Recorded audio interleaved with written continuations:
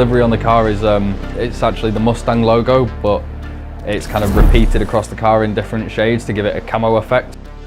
Everyone kind of goes, oh, why is it camo, until they see that it's the Mustang logo as well, and then they're like, actually that's quite cool. Going through the car as well, it's actually got a lot of standard bits from the road car on it, which is great. So the front bumper, the rear bumper, the side panels, they're all off the road car, which means that if you do have a bit of a crash or something like that, it's nice and cheap to fix. But then obviously there's a lot of carbon bits on it as well, so kind of the bonnet, the roof, the doors, and then yeah, everything on it inside stripped out. There's not a lot left inside, just kind of a roll cage and one seat and a wheel and your pedals, and that's about it.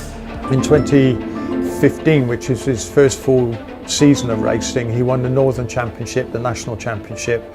He came second at the festival, and he won the Walter Hayes as well, and that was quite phenomenal because he started literally right at the back of the race. And I think it was something like 90 odd cars that he passed to actually win it. When we went to the States in July 2016, and then he raced with Team Pelfrey in 2017, and he won the USAC FRP 1600 Championship, and then raced in the Sports Car Club of America SCCA Championship runoffs at Indianapolis.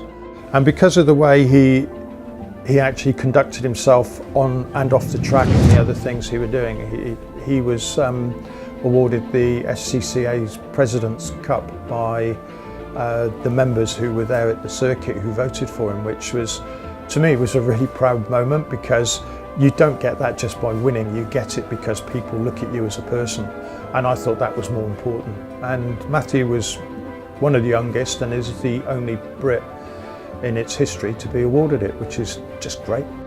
And equally, he's very focused, which is massively to his credit. A proven track record internationally.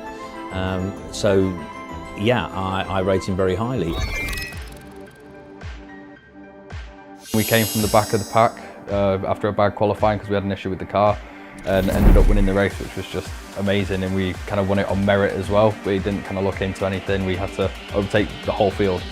Matt managed the traffic superbly, managed to gap the Astons when he needed to by using GT3s to his advantage. It was a race that I was on tenterhooks the whole way through. The last few laps particularly, because there were no more GT3s in the mix. Towards the last couple of laps, they started dropping back and I was able to get a bit of clean air, just kind of do consistent pace, and then they started battling, and yeah, it just kind of got a bit easier the later the race went on, really. And then also away from the racetrack, I help out with charities, Shore Mine Foundation, Nordhoff Robbins. And also Coldwell Children. And John Coldwell set up a charity for autistic children. Guide Dogs for the Blind help supply blind people with a dog, a seeing dog basically, so it helps them go to the shops and be a bit more stable by themselves and a bit more independence, which is a really cool thing to do because they're great charities. I've been with them for a couple of years now, and they also remind me, help keep me grounded and remind me of how lucky I am. If the opportunities come his way to go to the next levels that I know he wants to do, as we do as a team, he's certainly got the capability to do so.